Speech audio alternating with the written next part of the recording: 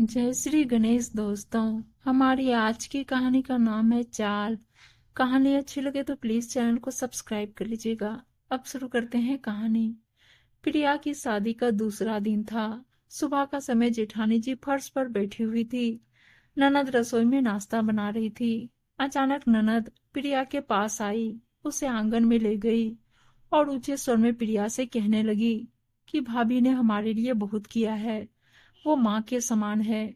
कभी कोई ऐसा काम मत करिएगा जिससे उनको दुख हो। उनका ऊंचे स्वर में बोलना प्रिया समझ रही थी कि जेठानी जी को सुना रही है, उनकी नजरों में अच्छा बनने के लिए। 12 दिन बाद जेठानी जी जेठ जी के साथ बड़ौदा चली गई। उनके जाते ही ननद ने जेठानी जी की बुराई करना शुरू कर दिया। उनको अपशब्द बोलते हुए कहने लगी कि भाभी ने मुझे शादी में जेवर नहीं दिया, सब पैसा दबा कर रख लिया। प्रिया उनकी बातें चुपचाप सुन रही थी। वह उनकी बुराई करती जाती और कहती, मैं आपको इसलिए नहीं बता रही हूँ कि आप उनसे लड़ाई करें। वैसे जेठानी देवरानी में कोई रिश्ता नहीं होता। यह सिलसिला कई सालों तक चलता रहा। एक दिन तो उन्होंने हद कर दिया। बोली, भाभी ने मुझे जेवर नहीं दिया। प्रिया ने कहा, क्या पिताजी ने भी नहीं दिया? बोली, नहीं। फिर अचानक गुस्से में तमतमाते हुए अब शब्दों के साथ बोली, उसने मुझे जेवर नहीं दिया। क्या मैं नंगी जाती ससुराल? ये तो कहिए मेरे ससुराल से जेवर आया था और कुछ न्योता हकारी में मिल गया था, जिसे पहनकर मैं ससुराल गई। ससुर जी के देहांत के बाद प्रिया बनारस गई भांजी की शादी की तैयारी करवाने के लिए।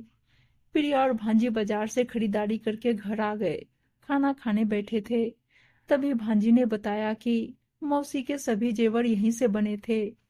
यह सुनते ही प्रिया के होश उड़ गए। प्रिया ने भांजी से पूछा, पैसे किसने दिए?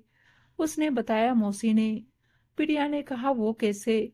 भांजी बोली, मम्मी नानी से मिलने के बहाने जाती थी, तब मौसी चुपके से मम्मी के हाथ में पैसे पकड़ा देती थी। सब कुछ जानने के बाद प्रिया चुप रही। ननद की सब बातें प्रिया के कानों में गूंजने लगी। उसके सिर में दर्द होने लगा। प्रिया अब अपने घर वापस आ चुकी थी। कुछ दिनों बाद बड़े नंदोई प्रिया के घर आए। नंदोई खाना खाने के बाद प्रिया ने नंदोई जी से जेवर के बारे में पूछा। उन्होंने सब कुछ विस्तार से बता दिया। प्रिया अब यही सोच रही थी, कितने सालों तक वह मुझसे झूठ क्यों बोलती रही। हो ना हो, इसके पीछे उसकी कोई गहरी चाल थी। या तो वह प्रिया को भावुक करके कोई कीमती चीज हासिल करना चाहती थी, या फिर जेठानी से झगड़ा करवाना चाहती थी। खैर, प्रिया अभी भी रिश्ते को बचाने के खातिर चुप रही, किसी को भनक तक ना लगने दी।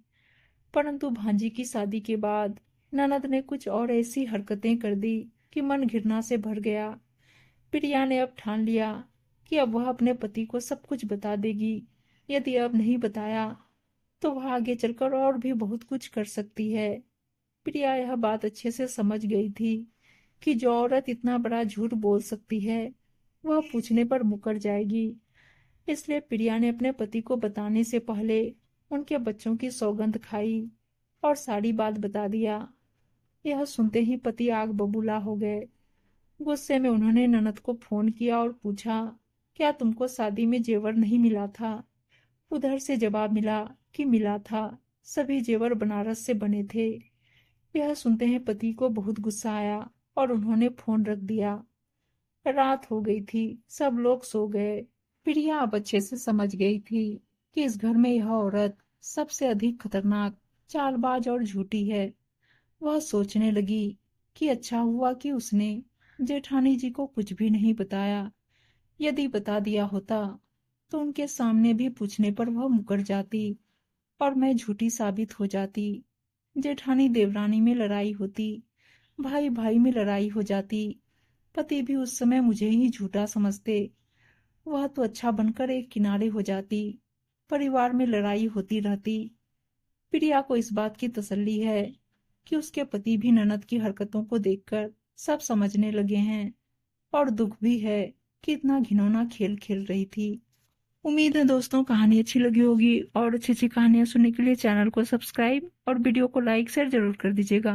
धन्यवाद दोस्तों।